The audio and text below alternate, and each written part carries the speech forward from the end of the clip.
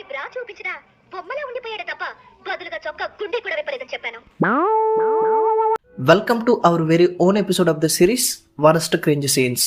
ఈ సిరీస్లో సినిమాలో ఉండే కొన్ని ప్రాబ్లమాటిక్ సీన్స్ గురించి మన స్టైల్లో డిస్కస్ చేసుకుంటూనే ఉంటాం. అంటే డైరెక్టర్ అనేవాడు అప్పుడప్పుడు కొంచెం తమ తెలివితేటలకు పదును పెట్టి కొన్ని అద్భుతమైన సీన్స్ని డిజైన్ చేసి సినిమాలో పెట్టడం జరుగుద్ది. అవి చూడడానికి వినడానికే ప్రాబ్లమాటిక్గా అనిపిస్తే యాక్టర్స్ కూడా ఆ డైరెక్టర్కి అబ్జెక్షన్ చెప్పకుండా ఆ సీన్లో యాక్ట్ చేయడం అనేది పెద్ద మిస్టరీ అనే చెప్పాలి. ఎందుకంటే ఇప్పుడు ఈ వీడియోలో డిస్కస్ చేయబోయే సినిమాలు మామూలుగా ఉండవు, నెక్స్ట్ లెవెల్లో ఉంటాయి. So let's start the video. వీడియోలోకి వెళ్ళే ముందుగా నన్ను ఎంత సపోర్ట్ చేస్తున్న మీ అందరికీ కూడా థ్యాంక్ యూ సో మచ్. అలాగే ఇంకా ఎవరైనా సబ్స్క్రైబ్ చేసుకున్న వాళ్ళు ఉంటే ఒకసారి ఛానల్ని చెక్అవుట్ చేయండి. నచ్చితేనే సబ్స్క్రైబ్ చేసుకోండి. For shocking Indian movie scenes you want believe were approved. Number 1, మూడు ముళ్ళ బంధం. 1980లో రిలీజ్ అయిన ఈ సినిమాకి ముత్యాల సుబ్బయ్య గారు ఫస్ట్ టైం డైరెక్షన్ వహించడం జరిగింది.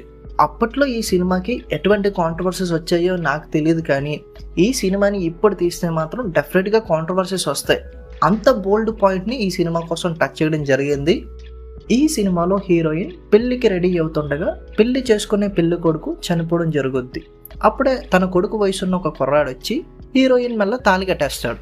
ఇక్కడ ఇంకో విషయం ఏంటంటే ఆ పెళ్లి చేసుకుంది పెళ్లి కూతురు కాబోయే మరిది. ఆ పెళ్లి చూసిన వాళ్ళందరూ కూడా రకరకాలుగా మాట్లాడుకుంటున్న టైంలో హీరోయిన్ చెప్పే డైలాగ్ ఏంటంటే, పెళ్లి చేసుకున్నవాడు వయసు అయిపోయినాడైనా, చావుకు దగ్గరగా ఉన్నవాడైనా, అప్పుడే పుట్టిన బొడ్డాగాడైనా సరే తాళికి గౌరవం ఇచ్చి మూసుకొని పడుండాలంతే ఆడది అన్నట్టు ఒక డైలాగ్ మాట్లాడడం జరుగుద్ది.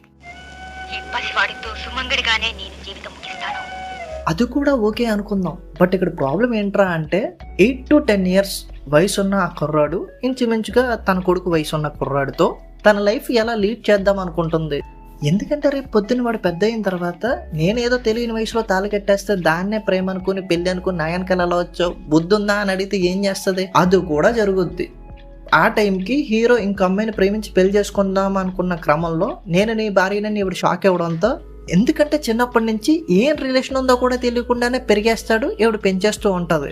అసలు మరీ వర్స్ట్ అనిపించింది ఏంటంటే హీరోయిన్ ఆ బచ్చాగాడిని తీసుకుని వెళ్ళిపోద్ది కదా వేరే ప్లేస్కి. ఆ టైంలో ఆ బచ్చాగాడు హీరోయిన్ని పట్టుకోవడం చేస్తూ ఉంటాడు. ఆ టైంలో ఆ బచ్చాగాడు హీరోయిన్ని అందంగా ఉన్నామని పట్టుకుంటాడు. అంతే, దానికి హీరోయిన్ చాలా రొమాంటిక్గా ఫీల్ అయిపోయి ఒక సాంగ్ కూడా వేసేసుకుంటుంది. అసలు అటువంటి సీన్ చూసేటప్పుడు చాలా ఇబ్బందికరంగా అనిపిస్తుంది. ఇంకా క్లైమాక్స్కి వచ్చేసరికి రాజేంద్ర ప్రసాద్ ప్రేమించిన అమ్మాయితో పాటుగా మన హీరోయిన్ కూడా ముగ్గురు కలిసి ఒక ఇంట్లో ఉందామని ఫిక్స్ అయిపోతారు. ఇంకా జర్నీ స్టార్ట్ చేద్దాం అనుకుండగా వాళ్ళిద్దరిని కలిపేసి మన హీరోయిన్ చచ్చిపోవడం జరుగుద్ది.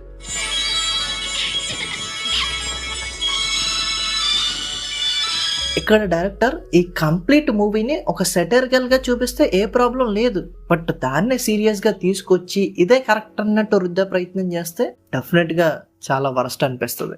నెంబర్ 2, ఆయా. ఈ సినిమాలో హీరోయిన్ హీరోని పిచ్చిగా ప్రేమించేస్తూ ఉంటది. అది హీరో గొప్పతనమో లేకపోతే అందంగా ఉన్నాడనో కాదు, హీరో బాడీ నుంచి ఒక రకమైన స్మెల్ వస్తుంది. ఆ స్మెల్ ఎంతలా అట్రాక్ట్ చేస్తుంది అంటే హీరోయిన్ పిచ్చిదైపోయి కుక్క పిల్లలా తిరిగేస్తూ ఉంటది.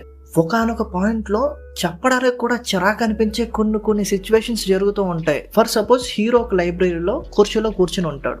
కూర్చున్నంతసేపు ఓకే, వాడు వెళ్ళిపోయిన తర్వాత ఆ కుర్చీలో కూర్చుని హీరోయిన్ కొన్ని రొమాంటిక్ ఎక్స్ప్రెషన్స్ ఇస్తూ ఉంటుంది అనమాట. ఎంత వరస్ట్ అనిపిస్తుంది అంటే కంపదీస్ ఆ కుర్చీతో ఏమైనా చేసేసుకుంటుందేమో అనిపిస్తుంది అనమాట ఆ సీన్ చూస్తుంటే. అదేనే కాదు, హీరో కర్చీఫ్ పడిపోతే ఆ కర్చీఫ్ తీసుకుని శుభ్రంగా మూతికి అంటించేసుకోవడం, ఆ కర్చీఫ్ తో ఒక రకమైన ఎక్స్ప్రెషన్స్ ఇవ్వడం. అండ్ ఇంకో సీన్ లో ఎక్కడికి వెళ్ళినా కూడా మన హీరోనే కనిపిస్తుంటాడు హీరోయిన్ కి. పెట్రోల్ బంక్ కి వెళ్ళిన తర్వాత పెట్రోల్ కొట్టించుకునే పాయింట్ ని మనకి ఎట్లా చూపిస్తారంటే,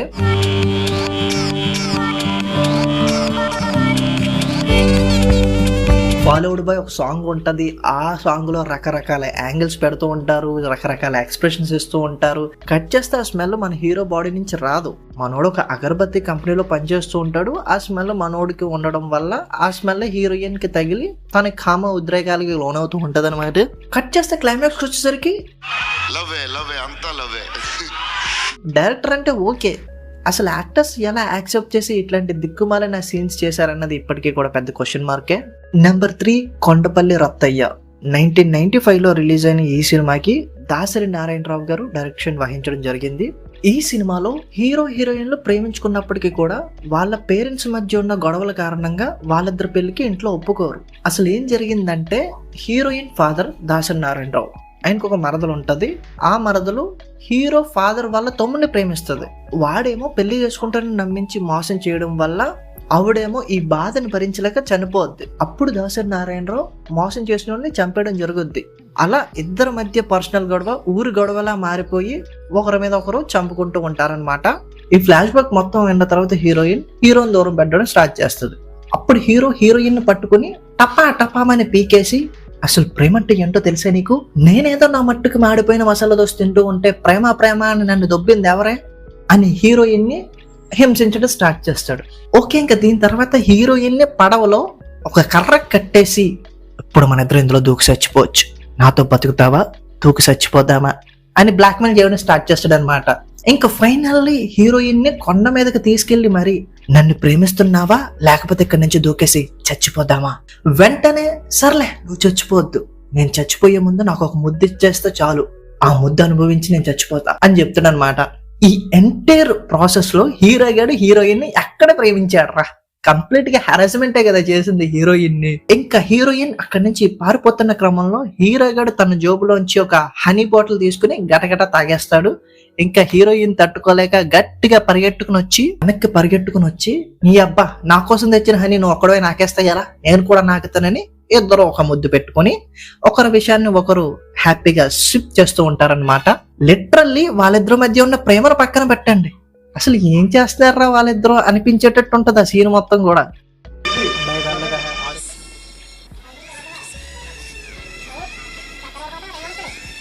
మరి దారుణం కాకపోతే ఎందుకు ఆ దరిద్రం? Number 4 loafer. ఈ సినిమాలో హీరో ఒక డెకాయిట్ నా కొడుకు. హీరోయిన్ ని చూసిన వెంటనే మరీ దారుణంగా అసభ్యంగా ప్రవర్తించడమే కాకుండా తన దగ్గర ఉన్న బ్యాగ్ కూడా లాగేసుకుని వెళ్ళిపోతాడు. ఇది జరిగిన తర్వాత ఏ అమ్మాయి అయినా అలాంటోడు మళ్ళీ కనపడితే పోలీస్ కంప్లైంట్ ఇద్దామా లేకపోతే లాగొక్కటి వీగిదామా అని చూస్తుంది. కానీ మన హీరోలో ఆ దొంగతనం చేసే అబిలిటీస్ నచ్చాయో ఏమో కానీ సో ఇద్దరు ఒకరినొకరు ప్రేమించేసుకుంటారు. అప్పుడే హీరోకి ఒక డీల్ వస్తుంది, హీరోయిన్ ని వాళ్ళ ఇంట్లో వాళ్ళకి పట్టిస్తే ఒక 25 లక్షలు ఇస్తామని. అప్పుడు హీరో ప్రేమ తొక్క అని హీరోయిన్ ని అమ్మడానికి రెడీ అయిపోతాడు. ఇంత జరిగిన తర్వాత ఏ అమ్మాయి అయినా ఒక మగాన్ని చూస్తుందా? తిరిగి చూడని కూడా చూడదు. బట్ దీని తర్వాత వీళ్ళిద్దరు కలిసే సీన్ లో హీరో గారు డైరెక్ట్ హీరోయిన్ మీద అటాక్ వెళ్ళిపోతాడు అనమాట. హీరోయిన్ ని పట్టేసుకుంటున్నా హీరోని ఏమందు మొన్న 25 లక్షలు అంటే వదిలేసి వెళ్ళిపోయావు, ఇప్పుడు ఎవడొచ్చి 1 కోటి రూపాయలు అంటే నన్ను నమ్మేస్తావు, అయితే ఏమైంది, అది హీరోయిజం కదా, నేను పడిపోతాను మళ్ళా అన్నట్టే బిహేవ్ చేస్తుంది అనమాట. ఇదేం బొంగులో మాస్ హీరోయిజం రా, విలన్ కూడా ఇంత వరస్ట్ గా బిహేవ్ చేయడు కదరా బాబు. ఇంకా హీరోయిన్ క్యారెక్టర్ కి ఏ సెల్ఫ్ రెస్పెక్ట్ ఉండదు, బొక్క. హీరో ఉండమంటే ఉండాలి, పోమంటే పోవాలి, అంతే. ఇంకా ఫైనల్లీ నెంబర్ 5 ముద్దుల మొగుడు. 1997లో రిలీజ్ అయిన ఈ సినిమాకి ఏ కోదండ రామరెడ్డి గారి డైరెక్షన్ వహించారు. బాలయ్య బాబు అలాగే మీనా హీరోయిన్లుగా ఈ సినిమాలో నటించడం జరిగింది. ఈ సినిమాలో హీరో బాలయ్య హీరోయిన్ మీనాని పెళ్లి చేసుకుని 3 రోజులు గడిపిన తర్వాత ఇంట్లో నుంచి తోసేస్తాడనమాట. అప్పుడు మీనా వెళ్ళి వాళ్ళ మదర్ ని తీసుకొచ్చి హీరోతో మాట్లాడే ప్రయత్నం చేస్తుంది. అప్పుడు హీరో మాట్లాడే డైలాగులు ఏంటంటే,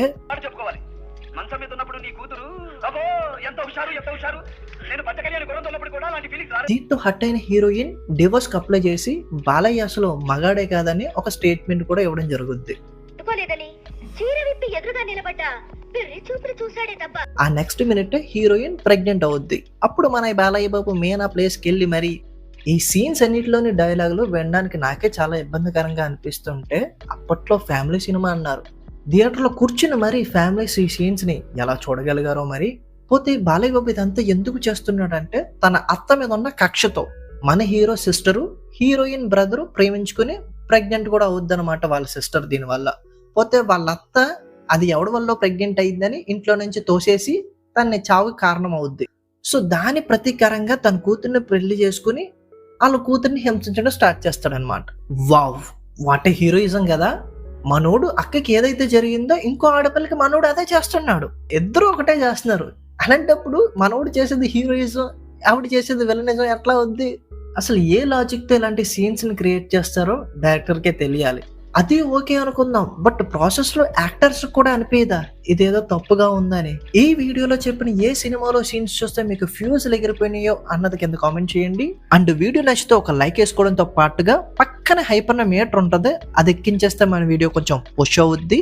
ఇఫ్ ఇన్ కేస్ ఈ వీడియో నచ్చితే కనుక ఒకసారి ఛానల్ని చెక్అవుట్ చేయండి, నచ్చితేనే సబ్స్క్రైబ్ చేసుకోండి. Thank you so much.